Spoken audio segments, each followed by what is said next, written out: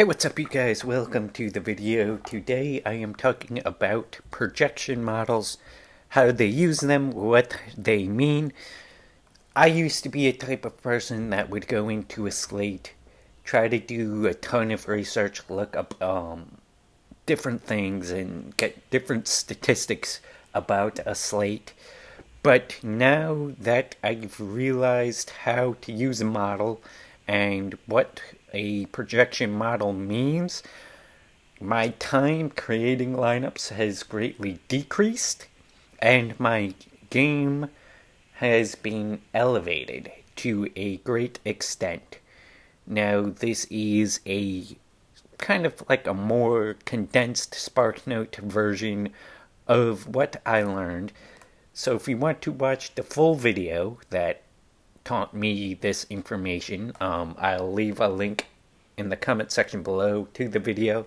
Jordan Cooper has like a 6-part video explaining all of this. But this is how I elevated my game. So understanding that a projection is not a prediction, it is a range of outcomes. It's a statistical kind of like equation. So let's say you have a guy, he has a median projection of 14, right? So this is 14 is what you see on the projection.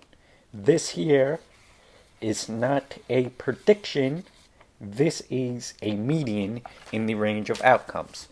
So this means they ran it, the slate, 2,000 cajillion times with all their data, all their inputs, and 14 was the median. So what does a median mean? A median is a 50th percentile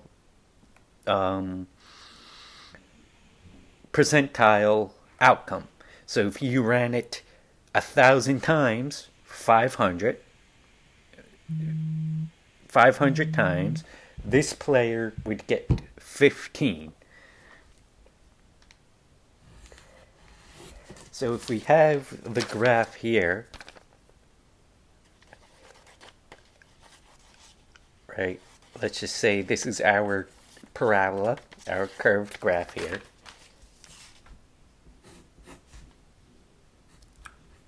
Right down the middle,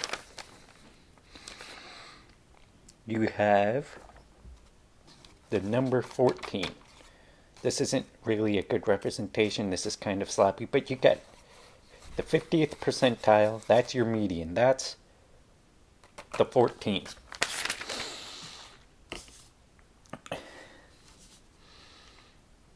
Now let's say we have our floor. What does a floor mean? A floor means your 90th percentile projection. So let's say that this is the median, this is the floor. Let's just call it 7.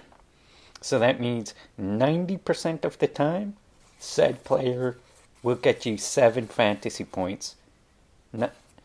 50%, he'll get you 14 fantasy points, right?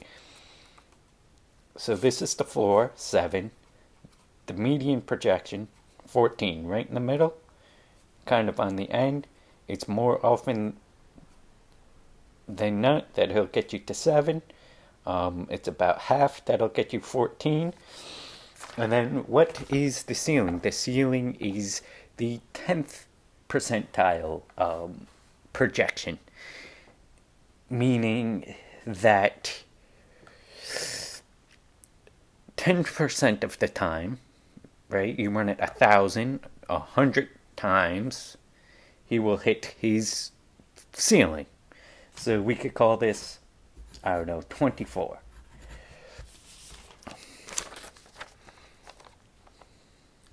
So we have here 7 is the floor. 90% of the time he will get you to at least 7 points. median projection, 50% of the time he will get you to 14. And ceiling projection, this is your 10th percentile, meaning 10% of the time they will get you to 24 fantasy points. These are all crude numbers, but you get the point. So you, depending on your contest,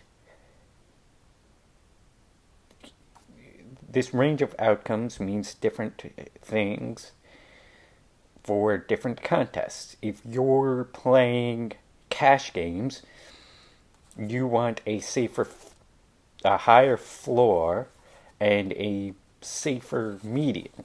You want this range of outcomes to be lower if you're playing cash games. You want this, when you're looking for cash game plays, you want this side of the graph, the floor, to be elevated a little bit, because that is a safer cash game play. If you are playing more GPP style, you're willing to risk a lower floor if this side of the graph is elevated. Because in a cash game, you only have to finish in the top 50%. So you don't need many ceiling games to win your cash games. So when they say safer floor, it's this 90th percentile projection is elevated. It's raised. So in more cash games, the median, having a higher median is optimal. A higher score that's in that 50 percentile range. When you're playing a GPP, depending on ownership, you're more willing to take a lower floor for a higher ceiling. Because in the higher ceiling, you need more of these 10th percentile outcomes to happen.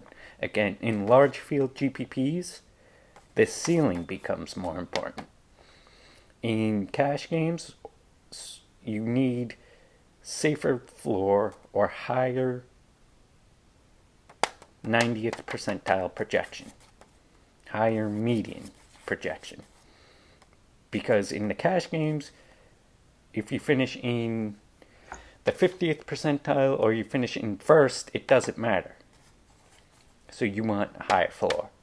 If you want to win a GPP, you need a higher ceiling. So this is the range of outcomes that we see in a projection model. And depending on the tournament size, will tell you who you're going to risk. Understanding that this 14 is not a prediction, and understanding what floor and ceiling means will help you elevate your game. So as always, thank you for watching, and I'll see you on the next video. If you like it, give it a thumbs up. If you don't like it, give it a thumbs down and tell me what I could do better, and I'll see you on the next one.